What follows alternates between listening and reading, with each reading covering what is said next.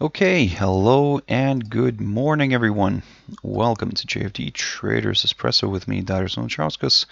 Today's the 27th of November 2019. So, welcome everyone. Welcome to this Wednesday's morning session where we're going to have a quick look at the markets, view the charts, the usual stuff. But before we do that, as always, let's quickly have a read through our risk disclaimer. So, the content we produce does not constitute investment advice or investment recommendation, should not be considered as such, and does not in any way constitute an invitation to acquire any financial instrument or product.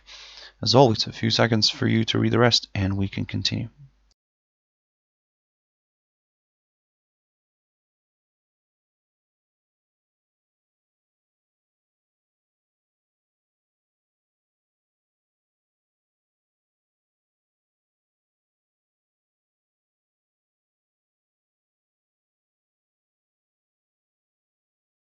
Okay, also, just before we jump into the charts, quick mentioning of our JFD YouTube channel here, to which you can always subscribe to in order not to miss any of our upcoming videos, and of course our JFD Bank website, and specifically our JFD research page, which we update on a daily basis. So I believe you can find a lot of useful stuff here for yourself. So feel free to visit us here on jfdbank.com and click on the research tab right here on the top.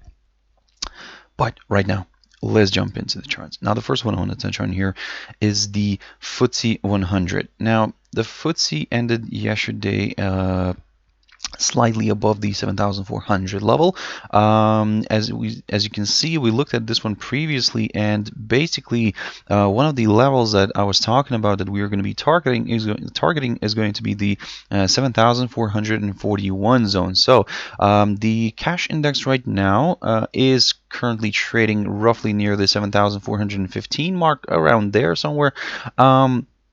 So it's basically not far from our target. It's going to be quite interesting to see if the index can move higher here, if it can maybe even break above the 7,441. For now, we cannot really talk about the upside until we see, or should I say, the more of a short-term upside idea, or at least for the few days here, until we see that break above the 7,441. Because yes, we could see a push higher up to the 7,441 zone, but don't forget that looking at this picture here, you can see that we are quite overstretched on the shorter time frame to the upside. So in a way, a bit of correction could be possible. So that's why we're keeping this idea in our heads for now, because you can see that also the index is kind of trading.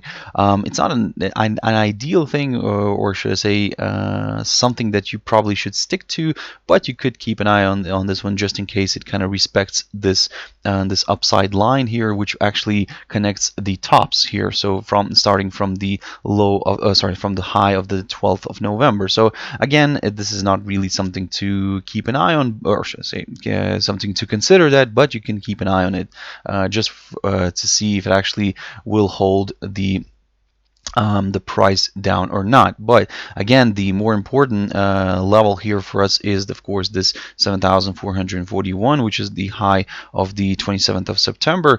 And if it does overcome this, then yes, we will start considering higher levels. We'll start looking at areas like the 7,477 or 7,536 mark, or even the 7,585 zone, which is the high of the 2nd of August. So again, for now, guys, we are at a very interesting spot here. It will be quite interesting to see if this can push higher or not. If it struggles to do that, then in a way we could see maybe a bit of correction here, and maybe this correction could be something that the bulls would need in order to jump into this one and drive this one higher again. So something like this maybe could be possible, but again, we need to see that rejection first from this area, just slightly below the 7,441 zone. So that's why, guys, we are at a very interesting spot. Be very careful if you're planning to trade this one. If you're looking for some upside, well, wait for a push above the 7,441 in order to get a little bit more comfortable with the upside. But on the other hand, don't forget that we are slightly overstretched to the upside on the shorter time frame, of course, and in a way maybe a small correction could be possible. So let's keep an eye on this one. In order to consider the downside here, further declines, well, ideally a drop below the 7,324 mark, roughly around here, could do the trick here for more sellers. But again, it's the downside is slightly off the table unless it's a little correction first. So jumping into silver now, I looked at this one yesterday, and basically I was telling you guys to keep a close eye on this one because we were trading near the lower side of this rising channel. And what I was saying as well, that in a way, if it continues to trade above this lower side of the rising channel, then there is a good chance we could see this one pushing higher. Now we did get a nice push higher. It drifted all the way here. Let me just quickly mark this one on the chart. It drifted all the way towards the 17.11 mark, and from there it started correcting back down. And yes, for now this is seen as a correction. You can see that the price is currently getting held near the pivot, today's pivot, which is roughly around the psychological 17 mark. If it continues to hold, then yes, we could see a nice curve up here and a push to the upside. Even if it drops below the pivot, still there is a chance, a slight chance for the bulls to step in here and near this lower side of the rising channel and drive the commodity to the upside again. But again, the way for how you could play this one out, and this is probably more for the cautious ones, if you're on that side, wait for a push above the 17.11 zone. This way the commodity would confirm a forthcoming higher high, and we could then target the 17.20 zone, which previously acted as a good area of resistance, or even we could go further towards the 17.36 near, and maybe we could even test the upper bound of the rising channel. But for now, all eyes are on today's pivot and of course on the lower bound, just in case. If it continues to hold above the 17 mark, then we keep an eye on the 17.11. That's the yesterday's high, and a push above that would confirm a forthcoming higher high, and we could start aiming for slightly higher levels. Let's put it that way. In terms of the downside, well, we'll take a very conservative approach here and wait for a drop below the 16.79 before examining any further declines. AUDJPY. Now, I talked about this one yesterday, and basically what I was saying that this is at a very interesting spot right now, and basically it continues to hold to this upside support line taken from the low of the 25th of August. Let me just double check. 25th, 23rd. No, wait. 25th, there we go, roughly around there basically. So it continues to balance above this line, and it does have a few overshoots here and there, but overall it's kind of still respecting this line. So in a way, we're gonna keep on monitoring it, because if we get a break of that, now this is where it could become a little bit more interesting. Now don't get me wrong, we did have some breaks here, and looking at this 4-hour chart, we saw even a 4-hour candle closing below this upside line, but the daily candle never closed, or did it? Let me double check. So we did get a daily close. No, we didn't get a daily close. There we go, guys. So basically what we're going to do here is, of course, ideally we would like to see that daily candle closing, but we'll start considering lower areas if we see a drop below the 73.71 zone. Now this is where it could become a little bit more interesting for the sellers, and basically then we could aim for this little area here, area of support near the 73.34 mark, which is the low of the 14th of November, or in other words, the current lowest point of November. So this is something to keep an eye on, guys, and basically we'll start considering lower levels if we see a break of this upside line and we see a drop below the 73.71. In terms of the upside, we need this one to travel back above the 74.30 mark right here, and only then we will consider a possible move to the upside. Now the arrow is drawn up until the 75.59 zone, but to be honest, initially let's only aim for the 74.95 mark, and then we'll take it from there, see what he wants to do after. But for now, as I said, let's keep an eye on these two levels. NZDUSD, something that I've mentioned recently as well, and we're still waiting for this move out of this little kind of pattern or formation, or in a way, we could say that this is a nice ascending triangle, but it's not really ideal. But basically, we can say that it's stuck here below a key area of resistance near the 0.6436 mark, and it's stuck above the this very short-term tentative upside support line taken from the low of the 12th of November.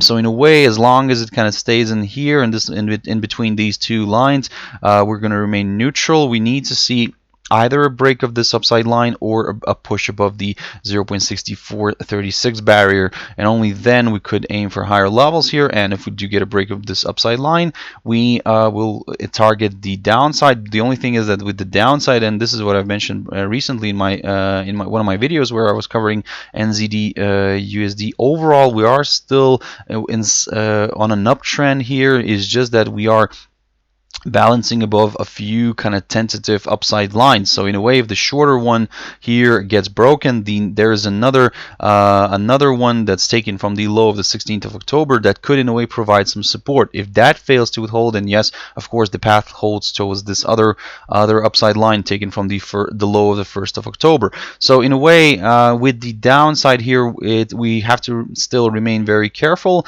because there are a bunch of obstacles here that could kind of support the rate from moving lower, and that's why with the downside we're going to keep it short and simple. We need to see first a break of this upside line, the shorter one, and only then we'll target the downside.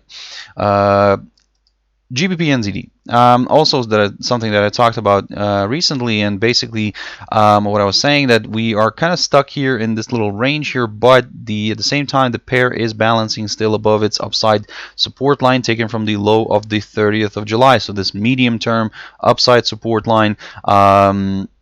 And you can see that the pair is testing this line already. Now the big question here is, can it drift lower? But what I was saying in one of my previous videos about where I was covering GBPNZD, even if we get a break of this upside line, ideally in this situation we would like to see it drop below the 1.99 mark first before kind of examining lower areas, because here at this point it would be a little bit difficult to, let's say, even if we see a drop below this is a very strong area of support here near this 1.99 zone. If we get a drop below this, then this is where it could become a little bit more interesting for more sellers, and we could see this one drifting lower. But for now, we're going to be very careful. We're going to be on our toes here, and we'll be watching this price action very carefully.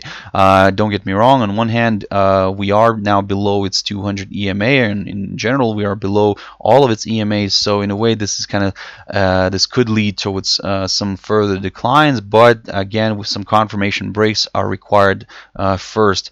In terms of the upside here, again ideally we would like to see a push above the 2.0324 mark, 25 zone, something like that here, but in a way from the very short term perspective, in order maybe to try to capture some swings inside here, what you could do here is you could in a way start considering maybe the upside if we get a push back above the 2.0040 mark. This would also place the rate above its 200 EMA on the 4-hour chart, and then of course we could start aiming for these recent highs here. For example, one of them could be the 2.0163, but if that gets broken, then yep, there is a good chance we could see this one drifting towards the upper side of this range that the pair is kind of still kind of trading in. So that's why, guys, with the upside it's also a little bit tricky, so we're waiting for some confirmation breaks before we could start examining a further directional move on GBPNZD.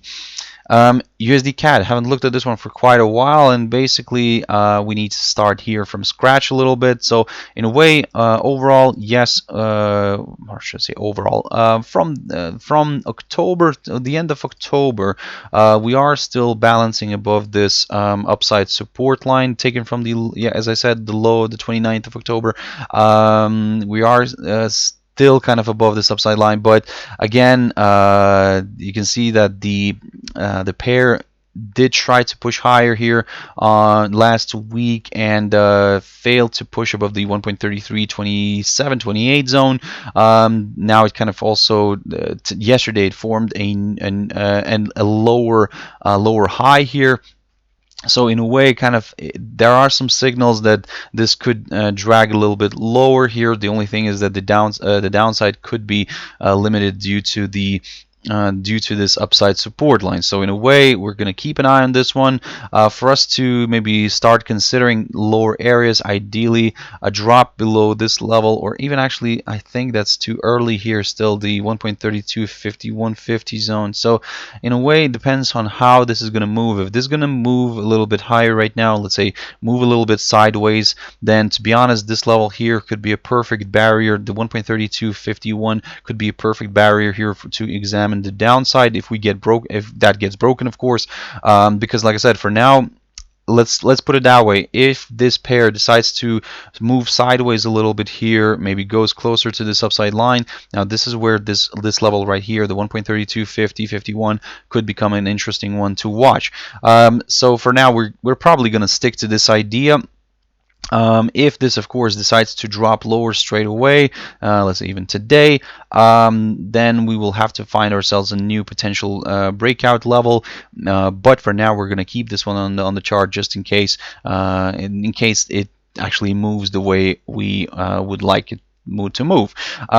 But with the upside now in this situation, I mean, it would be a little bit difficult to talk about the upside, even though despite the fact that we are still trading above this upside support line, we need to see a break of the 1.3228 zone first before we could target slightly higher levels. Initially, we'll aim for this 1.3348 zone marked by the high of the 3rd of October, and then we will aim for the 1.3382 zone, which is the high of the 3rd of September. So, or in other words, the highest point of September. So there are some good levels to watch above here, but we need to see a push.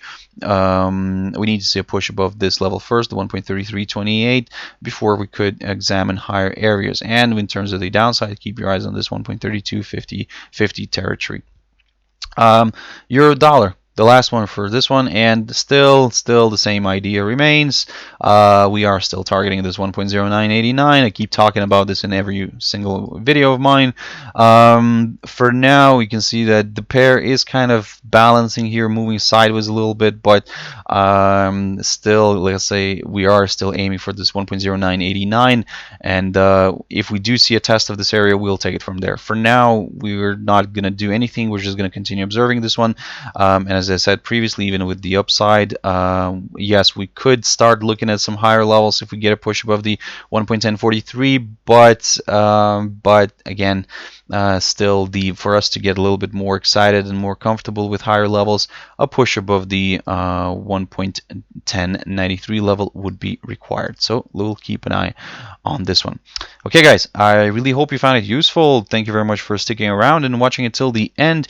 If you want to join me later on at my Traders Tea Time, as always, that's 14:15 GMT. Today, be very careful. We do have some data coming out.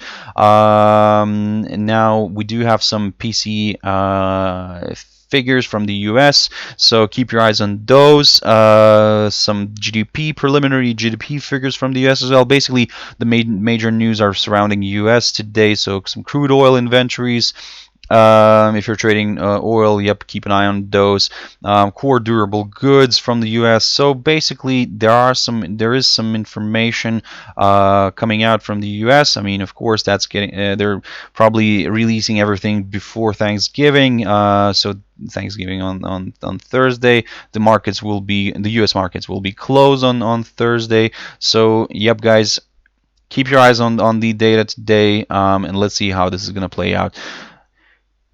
Thank you very much, guys, for joining in, for tuning in, and I'll see you later at my Traders Tea Time, 14:15 GMT. Thank you very much, and bye-bye.